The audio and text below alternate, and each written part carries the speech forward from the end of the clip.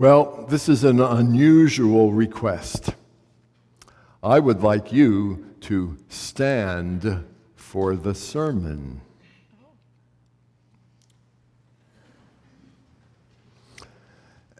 And I do need you to follow these instructions very carefully.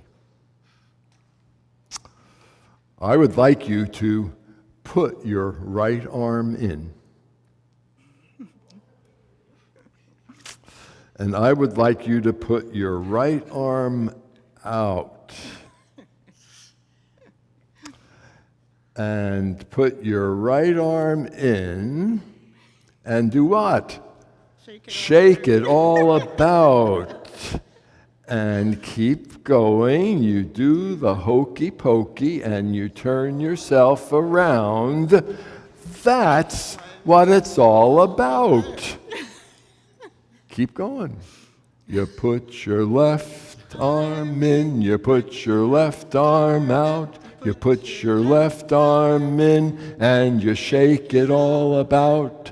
You do the hokey pokey and you turn yourself around. That's what it's all about. Whole self. You put your whole self in. You put your whole self out. You put your whole self in and you shake it all about. You turn around, do the hokey pokey and you turn yourself around. That's what it's all about. Well done. I was getting a little stiff, and now I'm a little less so, but please be seated. Well, I did some research, and I discovered that the hokey pokey is known in Great Britain as the hokey cokey. And it has an interesting history. Some people trace it all the way back to children's street rhymes in the 19th century. But what we know for sure is that it became popular in the 1940s, early 50s, and it reached the chart in 1953. And here's the recording by Ray Anthony. And just for you to have a little bit of trivia, what song is on the reverse side of this one, the hokey pokey? What do you think? Anybody have a no? Who's an expert in trivia? It's another popular dance song. It's the Bunny Hop. But we will not do the Bunny Hop this morning. Well, the hokey pokey asks one of life's major questions. What's it all about? And that was also a question that was asked in a really popular song composed by Burt Bacharach, and Burt Bacharach just left us a few months ago this year. And it's from 1966, a movie. The movie and the song, What's It All About, Alfie. And it begins, you remember? What's it all about, Alfie? And the lyrics do seek an answer. They're not bad lyrics. Is it just for the moment we live? As sure as I believe there's a heaven above, Alfie, I know there's something much more, something even non-believers can believe in. I believe in love, Alfie. Without true love, we just exist. Until you find the love you've missed, you're nothing. That's what it's all about, Alfie. Now, closer to home, since I grew up in New York City, New York poet Robert Claremore attempted to get what it's all about by seeking some expert advice in his poem, The Answers. Where did the world begin and how? I asked a lamb, a goat, a cow. What's it all about? And why? I asked a hog as he went by. Where will the whole thing end and when? I asked a duck, a goose, a hen, and I copied all the answers too, and let's just say those answers together. Quack, honk, oink, moo. I'm now in my 82nd year, and I would like to think that I have achieved some wisdom regarding what it's all about, beyond doing the hokey pokey, or relying on a Burt Bacharach lyric, although it's not bad, or quoting the insight of barnyard animals. And over the years, I'll have to say my views have changed about what it's all about. I used to think it was all about this combination of being saved and to secure a place in heaven when I die. The fact is, I don't think that anymore. It isn't that I don't think about death and wonder about afterlife, but I've come to simply say, I don't know the details, I just trust God and anticipate what hymn writer Brian Wren described as the joyful darkness far beyond our seeing. And I used to think that it was all about gaining certainty regarding my many questions of faith and the Bible and moral issues. It took me some time to realize that most of my answers end up leading to more questions, and that life, when you really think of it, is about living with the questions and living with faith or trust. And I used to think that it was all about upholding and teaching correct doctrine in opposition to false teaching. Like, I needed to know what was, quote, the truth about something. And I loved reading about present and past theologians. But I've seen in my years of ministry how an obsession with getting things correct doctrine, has been used in the church to produce division and conflict, support prejudice, justify violence, often in the name of Jesus. And I don't believe Jesus wants us to think that that's what it's all about. No, there's more to what it's all about than going to heaven or achieving certainty of belief and upholding correct doctrine to go against somebody else. I believe the Bible has something to say about what it is all about. And this morning, I'm interested in identifying a few texts in the Bible that help us to discern what it's all about. And there are many texts in the Bible that would help us do that, but I'm narrowing it down to two. One from the Old Testament, one from the New. Both are ancient texts. One is in Hebrew, the other in Greek. The Hebrew text you heard read is Micah 6, verse 8. Now, let me say a quick word about Micah.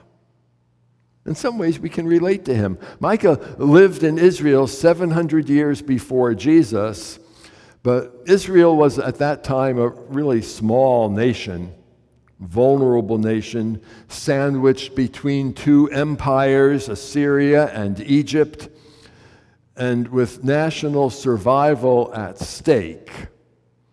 Everybody had an opinion about foreign policy.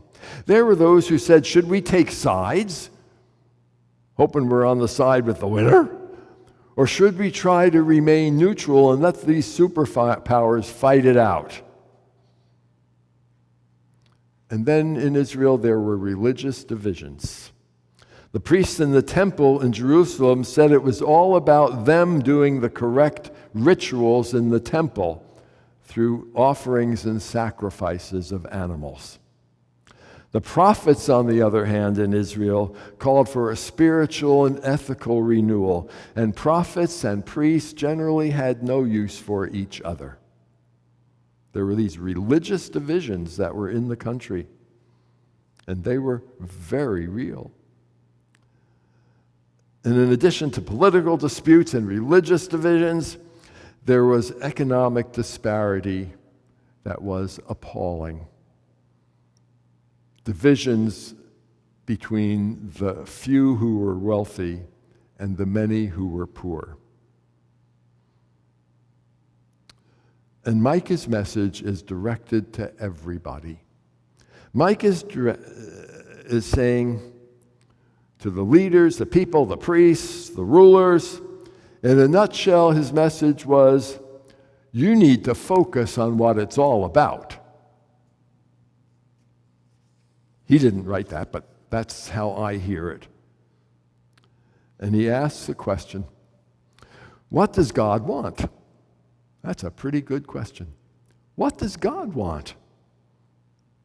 Does God want burnt offerings and year-old calves and thousands of rams and rivers of oil?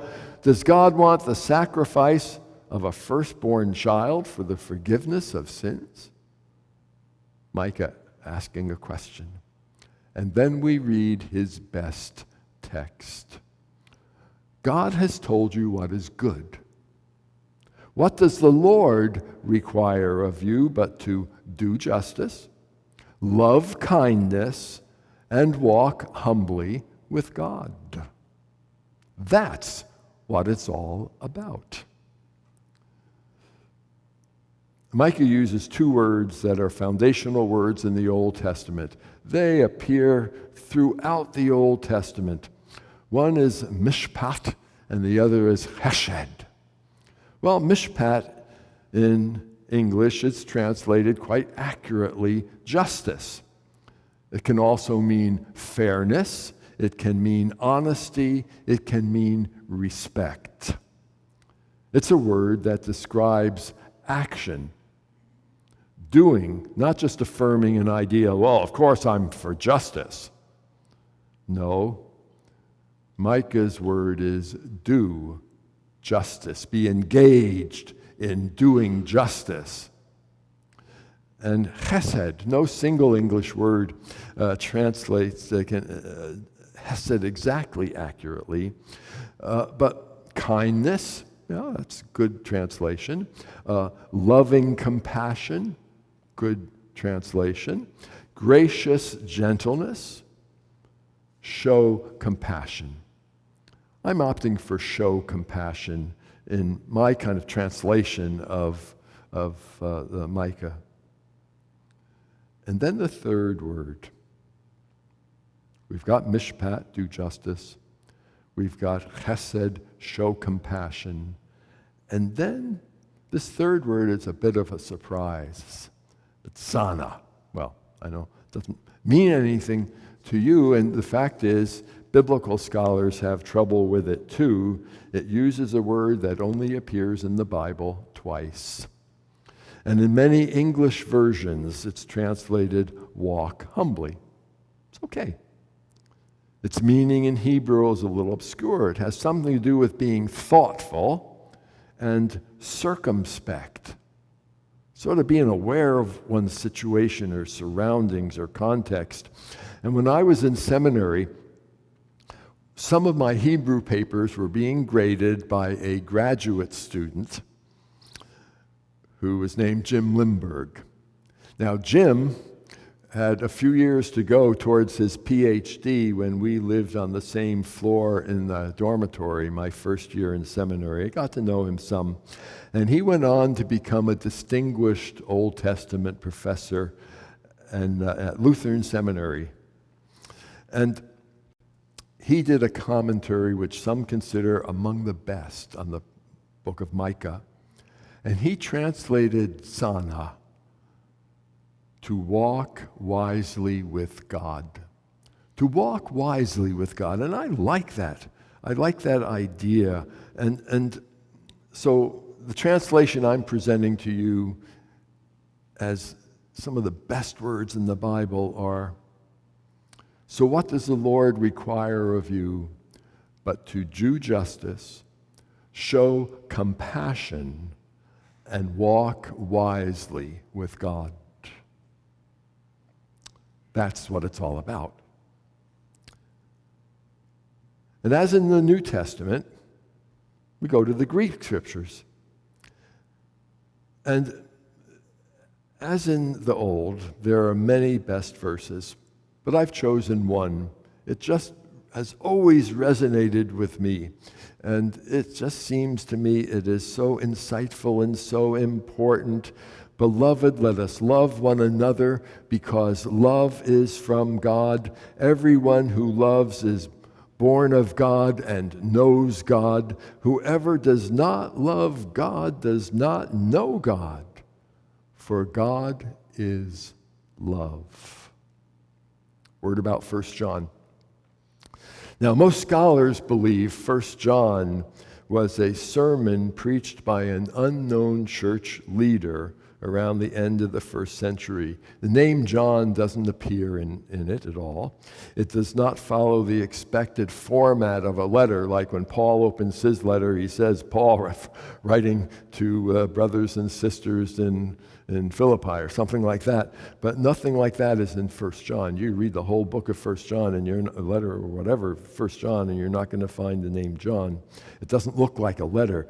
But so most scholars say, I think it's a sermon. And it wasn't till towards the end of the second century that it gained the title, the first letter of John. But the best text is the bold, revolutionary statement, "Ho theos agape estin." Ho theos agape estin. God is love. Or the essence and very character of God is agape. Now, there are 4 words that are translated love in the New Testament. All Greek words. Eros. Well, we know about eros. We make the connection. Erotic, romantic, sexual love. And there's phileo. We understand friendship. The city Philadelphia, the city of love, brotherly love. Storge. Not so familiar with that one, but storge is family love. It was used in ancient Greek to describe a relationship between a husband and wife, a son, daughter, and also even relationships with some pets. And then agape. That's the word that is used in 1 John, agape. And in times of the times when we think about the meaning of the word agape, it's almost open-ended. And as I think of it, I think the best definition of agape is love as lived by Jesus. Agape. Love as lived by Jesus. And in times of thoughtful reflection, we're drawn, I know, to wonder about the mystery of existence and being and reality, self-consciousness, the cosmos, creation and time. It's hard to avoid, with all the things that we are learning these days about both the cosmos and quantum science, it's hard not to wonder. And there are times when we are drawn to wonder about God. And what is the most important thing we can profess about God? We read, God is love. Well, I believe that in the Scriptures there is wisdom for the living of these days, for the living of our days. There are best texts that hold God's word for us. There are words that have the ring of truth. What does the Lord require of you but to do justice and show compassion and walk wisely with God. Everyone who loves is born of God and knows God, for God is love. So, now we know. It's not the hokey pokey, but that's what it's all about.